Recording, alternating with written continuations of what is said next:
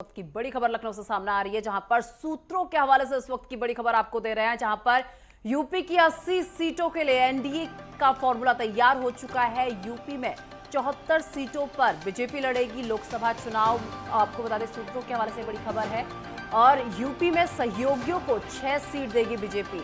ये खबरें सूत्रों के हवाले से सामने आ रही है, जहां पर 6 सीटें वो अपने सहयोगी दलों के लिए छोड़ेगी। और इसी के साथ जयंत और अनुप्रिया की पार्टी को 2-2 सीटें मिलेंगी और जयंत की पार्टी को बागपत बिजनौर सीट मिलेगी। इसी के साथ अगर बात अनुप्रिया की कर ली जाए तो देखिए, अनुप्रिया की पार्टी को मिर्जापुर और रॉबर्ट्सगंज जो है उसे मिलेगी। इसी के साथ निषाद पार्टी को मौजूदा खलीलाबाद सीट मिलेगी। राजभर को गाजीपुर या घोसी में से एक सीट मिल सकती है। और इसी के साथ बीजेपी यूपी में अपना दल के लिए 2 सीट जो है छोड़ेगी। और इसी के साथ आरएलडी को यूपी में बीजेपी 2 ही सीट देगी। सूत्रों के हवाले से बड़ी खबर, जहां पर बीजेपी का फॉर्मूला तैयार हो चुका है। ये बड़ी जानकारी, 74 सीटों पर बीजेपी लोकसभा चुनाव लड़ेगी। ये बड़ी जानकारी आपको दे रहे हैं। 74 सीटों पर लोकसभा का चुनाव बीजेपी लड़ेगी। फॉर्मूला पूरा तैयार हो चुका है और इसके साथ 6 ऐसी सीटें होंगी जो वो अपने सहयोगी दलों के लिए छोड़ने वाली हैं। तो ये बड़ी जानकारी आपको दे रहे हैं। देखिए, 74 सीटों पर बीजेपी यूपी में लोकसभा के चुनाव लड़ने वाली है। और इसी के साथ 6 ऐसी सीटें रहेंगी जिस पर वो अपनी सहयोगी दलों के लिए ये सीटें छोड़ देगी। सूत्रों के हवाले से ये बड़ी खबर सामने आ रही है। इसी के साथ बीजेपी यूपी में अपना दल को 2 सीट देगी। और इसी के साथ आरएलडी को यूपी में बीजेपी 2 ही सीट देगी। तो यूपी में है 80 लोकसभा सीटें। लखनऊ से बड़ी खबर, सूत्रों के हवाले से इस वक्त की बड़ी खबर आपको दे रहे हैं, जहां पर यूपी की 80 सीटों के लिए एनडीए ने अपना फॉर्मूला तैयार कर दिया है। देखिए, यूपी में 74 ऐसी सीटें हैं जिस पर बीजेपी लोकसभा का चुनाव लड़ेगी। इसी के साथ यूपी में सहयोगियों को 6 सीट देगी बीजेपी। जयंत और अनुप्रिया की पार्टी को 2-2 सीट मिलेंगी और जयंत की पार्टी को बागपत बिजनौर सीट मिलेगी। आपको बता दें कि अनुप्रिया की पार्टी के लिए मिर्जापुर रॉबर्ट्सगंज रखी गई है सीट और निषाद पार्टी को मौजूदा खलीलाबाद सीट मिलेगी।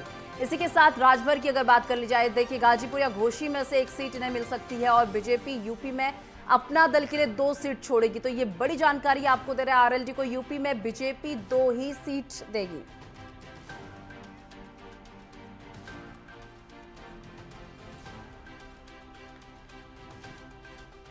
और इस तमाम चर्चा के लिए हमारे साथ प्रमोद गोस्वामी, वरिष्ठ पत्रकार, इस वक्त हमारे साथ जुड़ चुके हैं। सर, बहुत स्वागत है। गोस्वामी जी, देखिए, एनडीए ने अपना फॉर्मूला जो है तैयार कर लिया है। 74 सीटों पर जो है बीजेपी चुनाव लड़ेगी, बाकी 6 सीटें अपने सहयोगी दलों के लिए छोड़ रहे हैं। किस तरीके से देख रहे हैं? नहीं, निश्चित रूप से दिशा जी, देखिए, 6 सीटें तो पहले से ही ये था कि अपना दल को 2 पहले से ही उनके पास थी, वो उनको देंगे ही देंगे। जयंत चौधरी को वो मतलब समाजवादी पार्टी ने साथ देने की बात कही थी, ये 2 पर हैं। लेकिन दिक्कत एक ही आएगी कि जो जैसा कि अब ये कहा जा रहा है कि बिजनौर और बागपत वहाँ की, मुझे लगता है कि जयंत चौधरी मथुरा की सीट पर दबाव बना रहे हैं, क्योंकि वो जाट बाहुल भी है और उनकी दादी भी वहाँ से गायत्री जी चुनाव लड़ती रही हैं।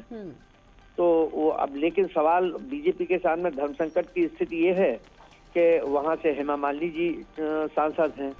तो ऐसे में अभी उनका दबाव, जयंत का, जो मेरी जानकारी है कि जयंत का ये दबाव बना हुआ है कि हम 2 सीटें दे रहे हैं और उसमें हम एक मथुरा चाहते हैं। अब इसमें कहाँ बार्गेन होता है, ये देखने की बात होगी कि वो जयंत अपनी बात मनवा पाते हैं या वो होते हैं। तो उसमें एक ही सूरत हो सकती है कि अगर वो जयंत जिद करेंगे तो देना तो पड़ेगी बीजेपी को, अगर वो अड़ जाएंगे तो फिर ऐसी स्थिति में हो सकता है कि हेमा मालिनी को वो राज्यसभा भेजे या कोई और दूसरा कोई विकल्प ढूंढे या कहीं और से लड़ाने की बात करें।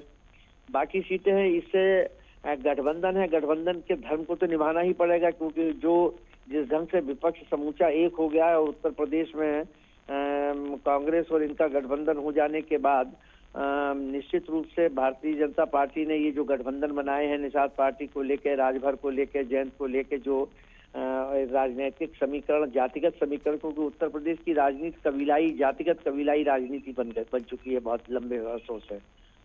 तो ऐसी स्थिति में उसने अपने सारे जातिगत कील कांटे दुरुस्त करते हुए उसने राजभर समाज को, निषाद समाज को, जाट समाज को, और उधर आ जाइए तो अनुप्रिया पटेल समाज को, जो ठीक ठाक वोट बैंक है, उसको उन्होंने पूरी तरीके से चाक चौबंद कर लिया है। तो उसको तो देंगे, लेकिन मुझे लगता है कि जयंत यही आके कहीं ना कहीं, हालांकि राजभर 2 सीटें मांग रहे हैं और दिक्कत ये है कि राजभर जो है वो वहां से मुख्तार अंसारी के भाई लड़ते रहे हैं और मुख्तार भी लड़ते रहे हैं उससे। तो ऐसी स्थिति में राजभर क्या खेलेंगे और उसमें बीजेपी कहां तक उस समझौते को मानेगी, ये देखने की बात होगी। ये बीजेपी का अपना है कि हम 6 सीट देंगे, लेकिन सहयोगी दल उस पर कितना मानते हैं, कितना रूठते हैं, कितना मनाते हैं, ये रूठने और मनाने का सिलसिला अभी जारी रहेगा जब तक टिकटों को आपस में कोई सामंजस्य नहीं बढ़ जाता है। गोस्वामी जी देखिए, 74 सीटों पर बीजेपी खुद लड़ने वाली है और जिस तरीके से 6 सीटें, केवल 6 सीटें अपने सहयोगी दलों के लिए छोड़ने वाली हैं। ऐसे में जिस तरीके से भी आप भी बात कर रहे थे, देखिए बिजनौर की आपने बात की, बागपत की बात की, वहीं मथुरा सीट को लेकर भी आप बात कर रहे थे, तो क्या कोई बड़ी फूट यहाँ पर देखने को मिल सकती है गोस्वामी जी? देखिए, अब स्थिति समीकरण ऐसे बन गए कि फूट तो मुझे नजर नहीं आती है, मुझे नहीं लगता है, क्योंकि जब इन लोगों ने कर दिया, अब एन चुनाव के वक्त ये क्या करेंगे, खाली एक फूट का एक दबाव बनाने की कोशिश तो होगी, राजभर की तरफ से भी होगी और जयंत की तरफ से भी होगी। हाँ। क्योंकि जयंत को समाज, मैंने जैसा कि पहले कहा कि समाजवादी पार्टी ने उनको 7 सीटें की घोषणा की थी, तो अब ये 2 पर आ गए हैं। अब 2 में भी वो मथुरा की सीट, तो वो अपनी दादी की सीट और उनकी वहां से जयंत चौधरी के अपने पार्टी का वहां वजूद रहा है, जाट बाहुल्य भी है, तो ऐसी से और भारतीय जनता पार्टी को हो जाएगा तो उसमें कोई दुविधा नहीं होगी।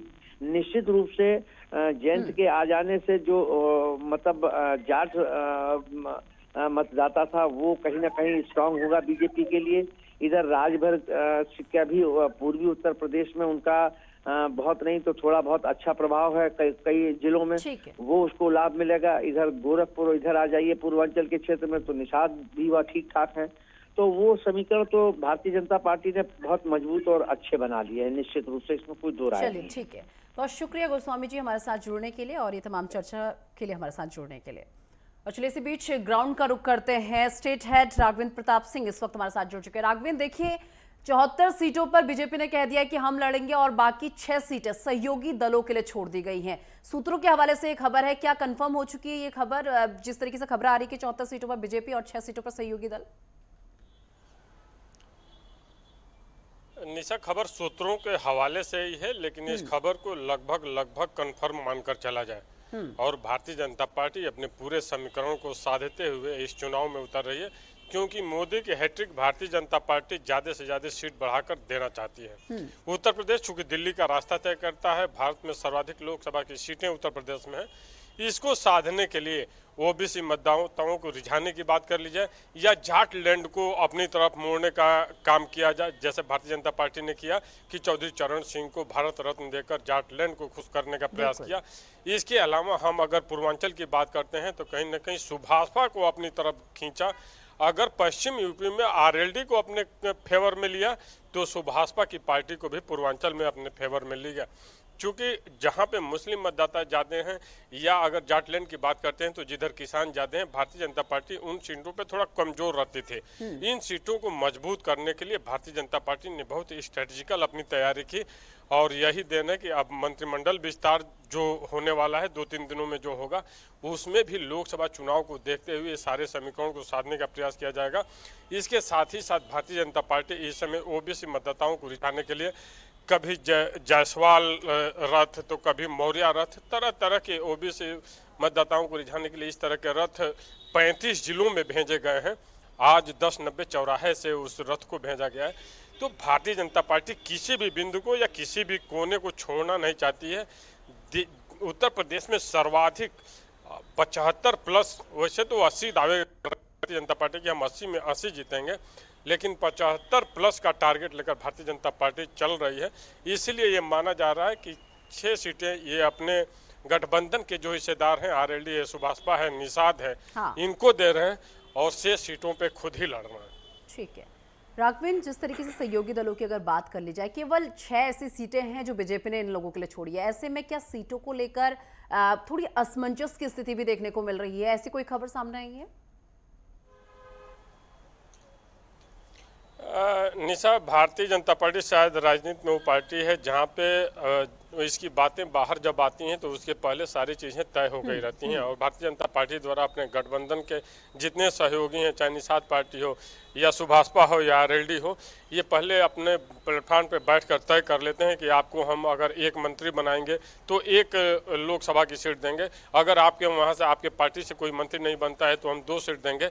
और इस बार की भी गुड़ागणित भारतीय जनता पार्टी ने इसी को ध्यान में रखते हुए एनडीए में जो हिस्सेदारी सीटों की तय की है उत्तर प्रदेश में, इसीलिए 73+6 का किया है कि कहीं ना कहीं से 74+6 का क्षमा चाहूँगा कि जो निषाद पार्टी है उनको 1 सीट देंगे, सुभाषपा को 1 सीट देंगे और 2 आरएलडी को देने की बात आ रही है। और जो अपना दल अनुप्रिया पटेल वाली है उनको 2 सीट देने की बात है। तो 6 सीट ये अपने गठबंधन के जो सहयोगी हैं एनडीए को उनको देने की बात की है। और इसमें कहीं भी कोई बिखराव या कहीं असंतुष्टि के भाव अभी तक सामने नहीं आए हैं। ठीक है, राघवेंद्र वही बात कर ली जाए। देखिए, राम मंदिर को अगर छोड़ दें, उसके अलावा वो कौन से बड़े मुद्दे हैं जिसके बल पर बीजेपी 80 सीटों पर जो है दावा लगा रही है कि हम 80 की 80 सीटें जीतने वाले हैं? वो बड़े मुद्दे राम मंदिर को छोड़ दिया जाए तो।